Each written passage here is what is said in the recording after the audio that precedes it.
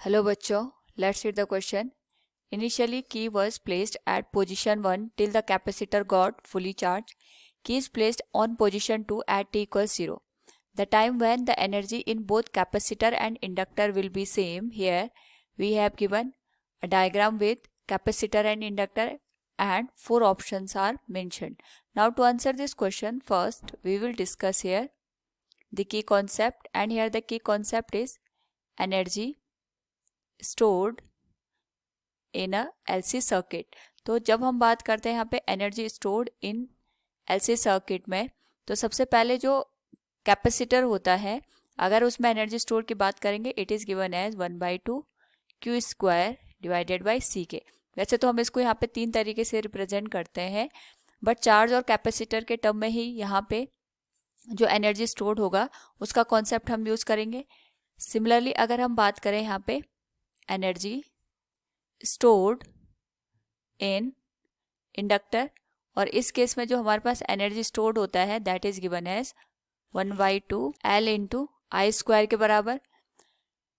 तो यहाँ पे we can use the concept of the energy stored in LC circuit. साथ में वी ऑल्सो नो दैट कि हमारे पास जब एलसी सर्किट गिवन होता है उस केस में जो एंगुलर फ्रिक्वेंसी गिवन होती है इट इज गिवन एज 1/√ऑफ L into C. According to the question हमने पहले यहाँ पे की को फर्स्ट पोजीशन पे रखा था जब टाइम की वैल्यू लेस देन 0 थी, और उसके बाद जब ये कैपेसिटर फुली चार्ज हो जाता है तो हम इसको यहाँ पे पोजीशन 2 पे शिफ्ट कर देते हैं। उस केस में जो कैपेसिटर होगा ये इंडक्टर के थ्रू अपनी एनर्जी को यहाँ पे रिलीज करेगा, और इस इंडक्टर में यहाँ पे एनर्जी मैग्नेटिक फील्ड के फॉर्म में स्टोर हो जाएगी। अगेन यहाँ पे हमसे यही पूछा गया कि कौन से टाइम पे जो दोनों हमारे पास यहाँ पे एलिमेंट गिवन है उसमें एनर्जी स्टोर्ड की वैल्यू इक्वल होगी। तो सबसे पहले हम ये कंसिडर करते हैं व्हेन की वाज एट पोजीशन फर्स्ट, जब हमारे पास यहाँ पे जो की थी वो फर्स्ट पोजीशन पे थी, उस पर्टिकुलर केस में हम ये मान के चलते हैं जो यहाँ पे चार्ज होगा, मैक्सिमम चार्ज की जो वैल्यू होगी we can say charge stored will be capital Q. तो यहाँ पे जो टोटल एनर्जी की वैल्यू होगी इस पर्टिकुलर केस में मैक्सिमम ये कितनी एनर्जी स्टोर कर सकता है, अगर हम उसकी वैल्यू लिखना चाहें तो it will be 1/2 into Q square divided by C के। यहाँ पे जो Q होगा it will be the total charge inside the capacitor, कि इस कैपेसिटर के अंदर टोटल कितना चार्ज यहाँ पे स्टोर हो सकता है। नाउ जैसे हम इसको यहाँ पे पोजीशन 2 पे शिफ्ट कर देते हैं तो ये यहाँ पे इंडक्टर के थ्रू डिस्चार्ज होना स्टार्ट हो जाता है, और हमें वही टाइम बताना है जब यहाँ पे जो एनर्जी होती है वो हाफ हाफ डिस्ट्रीब्यूटेड हो जाती है। So we can say suppose after T time हमारे पास यहाँ पे जो एनर्जी स्टोर्ड होती है दैट गेट इक्वली डिस्ट्रीब्यूटेड, यानी यहाँ पे हमारे पास जो टोटल एनर्जी है वो 1/2 क्यू स्क्वायर बाय सी के बराबर है। तो अगर हम बात करें यहाँ पे अगेन अगर हम सर्किट को ड्रॉ करें, ये हमारे पास आ गया कैपेसिटर, इसके अंदर जो एनर्जी है that is Q square divided by 2c। इसको हमने यहाँ पे यूज किया अक्रॉस द इंडक्टर L। तो जो एनर्जी स्टोर्ड होगी वो इसके अंदर यहाँ पे मैग्नेटिक फील्ड के फॉर्म में स्टोर हो जाएगी। नाउ यहाँ पे जो हमने टोटल एनर्जी यूज की है that is Q square by 2c, वो टी टाइम के बाद हाफ हाफ डिस्ट्रीब्यूट हो जाएगी।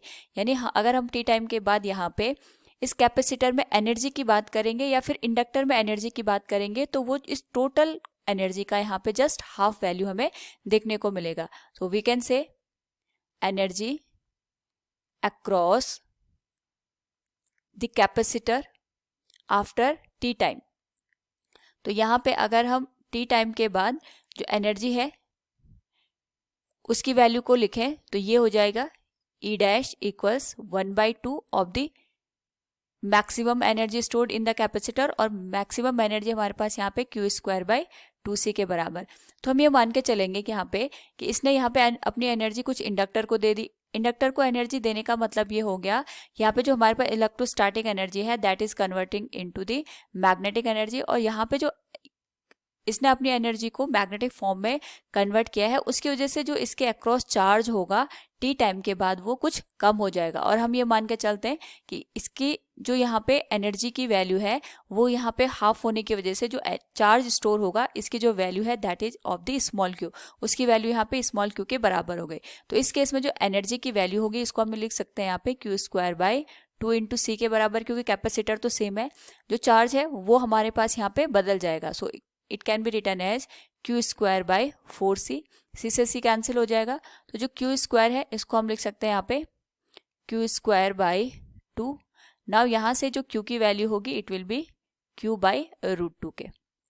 And we also know that जब भी हमारे पास कैपेसिटर डिस्चार्ज की कंडीशन में होता है, उस पर्टिकुलर केस में अगर हम यहाँ पे इसको ग्राफिकली रिप्रेजेंट करें तो स्टार्टिंग में कैपेसिटर के पास मैक्सिमम चार्ज होता है, धीरे धीरे करके ये जो चार्ज होता है ये डिस्चार्ज होके जो वैल्यू होती है वो 0 के बराबर हो जाती है।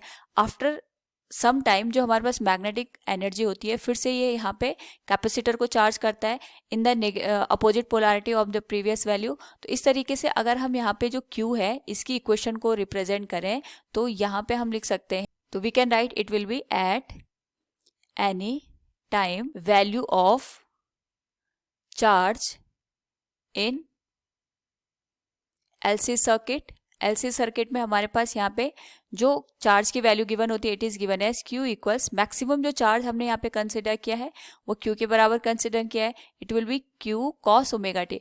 कॉस का फंक्शन हमने इसीलिए लिया है क्योंकि जब t की वैल्यू 0 थी, यानी जब हमने यहाँ पे कैलकुलेशन स्टार्ट करी या फिर हमने इसको यहाँ पे डिस्चार्ज करना स्टार्ट किया, उस केस में जो कैपेसिटर था दैट वाज फुली चार्ज, वो इनिशियली यहाँ पे फुली चार्ज की कंडीशन में था। So we can write it will be written as Q equals Q cos omega T. अगर हम इसको इक्वेशन नंबर फर्स्ट दें और इनिशियली हमने यहाँ पे जो Q और कैपिटल Q है इसके बीच में रिलेशन फाइंड आउट किया था, इसको अगर हम इक्वेशन फर्स्ट का नाम दें we can relate both the equation. So it can be written as from equation 1 and equation 2। तो ये हो जाएगा हमारे पास Q by √2 equals Q cos omega t, Q से Q कैंसिल हो जाएगा।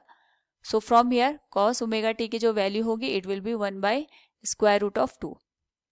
एंड वी नो दैट यहाँ पे जो हमारे पास 1 बाई √2 है इसको हम लिख सकते हैं cos pi by 4। So after the comparison of both the values omega t will be written as pi by 4 के।